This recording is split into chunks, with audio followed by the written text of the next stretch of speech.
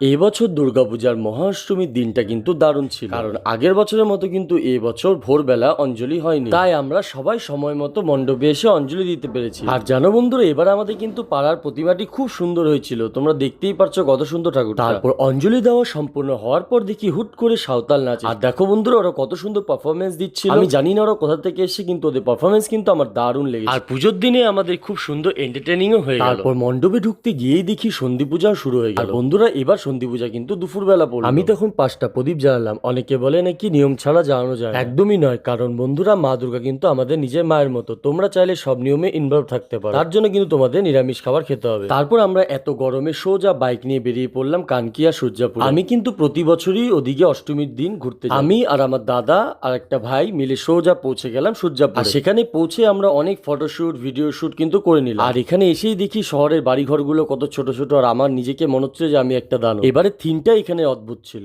আর এখানে ঠাকুরের প্রতিমাটিও সুন্দর ছিল। তারপর আমরা পৌঁছে গেলাম কানকির ওদিকে একটি দেওগা নামে জায়গা রয়েছে, এখানেও কিন্তু প্রত্যেক বছর খুব সুন্দর পুজো, আর এবারও কিন্তু দারুণ হয়েছিল। আর থিমটা হয়েছিল মহাভারত। বাড়ি যাওয়ার পথে দেখি একটি মণ্ডপে সন্ধ্যাআরতি হচ্ছিল, তো আমরা আবার দাঁড়িয়ে সন্ধ্যাআরতি দেখলাম। তো বন্ধুরা আজকের মতো ভিডিওটা আমি এখানেই শেষ করলাম। তোমাদের এই বছর পুজো কেমন কাটলো আমাকে কমেন্ট করে জানিও। আবার দেখা হচ্ছে অন্য কোনো নতুন ব্লগ নিয়ে।